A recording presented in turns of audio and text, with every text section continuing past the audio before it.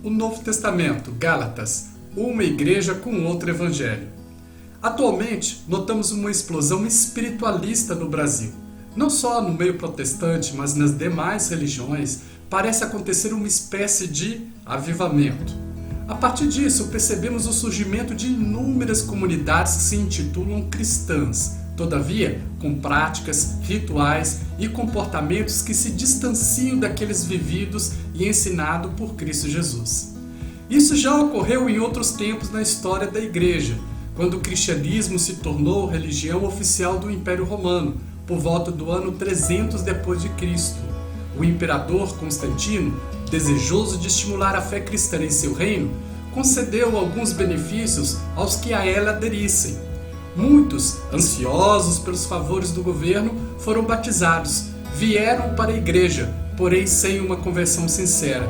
Trouxeram consigo e passaram a viver um outro evangelho, com muitas vezes com distanciamento das doutrinas dos apóstolos.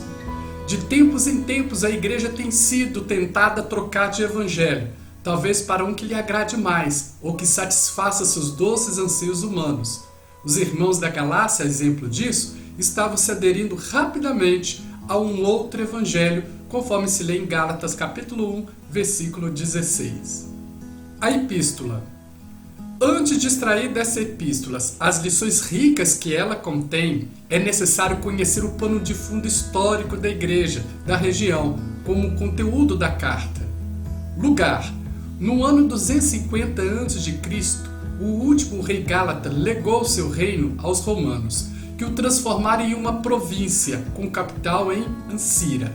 A Galácia não era uma cidade, sim uma região que compreendia algumas cidades do Novo Testamento. O Sr. William Ramsay, comentarista estudioso do Novo Testamento, afirma que as igrejas da Galácia eram as de Antioquia, Pisídia, Icônio, Derbe e Listra, que Paulo fundara em sua primeira viagem missionária, conforme encontramos em Atos capítulo 16, versículo 1 e 18, versículo 23.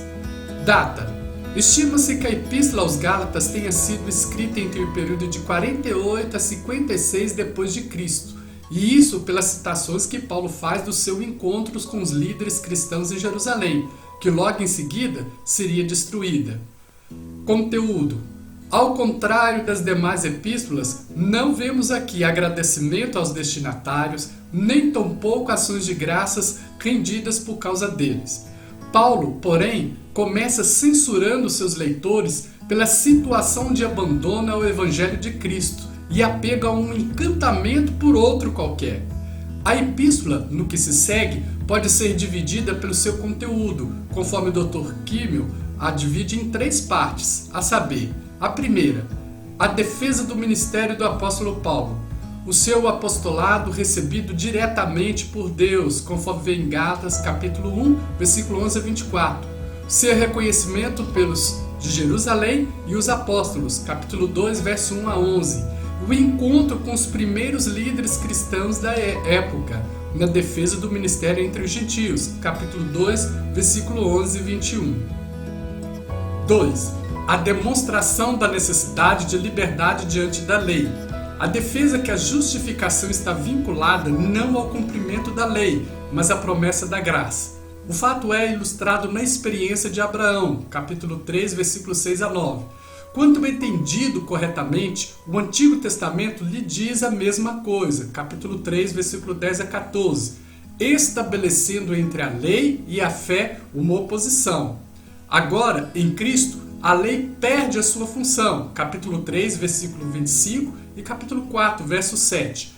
Segue-se uma nova prova escriturística em favor da liberdade dos cristãos, baseada em uma interpretação alegórica da narrativa de Agar e Sara, capítulo 4, 21 a 31, e uma admoestação renovada para quem renuncia à escravidão da lei, capítulo 5, do verso 1 a 12.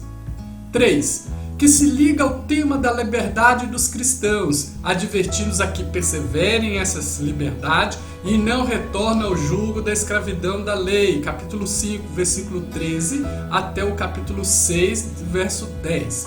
E por fim, uma saudação de próprio punho, capítulo 6, versículo 11 a 18. 4. Assim podemos ter uma ideia mais abrangente desta carta paulina, endereçada aos irmãos da região da Galácia, cujo enfoque principal está na questão de se permitirem enredar por um outro evangelho, o evangelho que não é o de Cristo Jesus. Neste primeiro vídeo estudamos a introdução e o contexto da qual a carta foi escrita. No próximo vídeo, que é a segunda parte, estudaremos mais detidamente as preciosas lições dessa carta e as aplicações dos dias atuais. Aqui é o professor Guilherme Alves e te espero na segunda parte deste vídeo. Um forte abraço e até lá! Inscreva-se em nosso canal. Obrigado por assistir o nosso vídeo.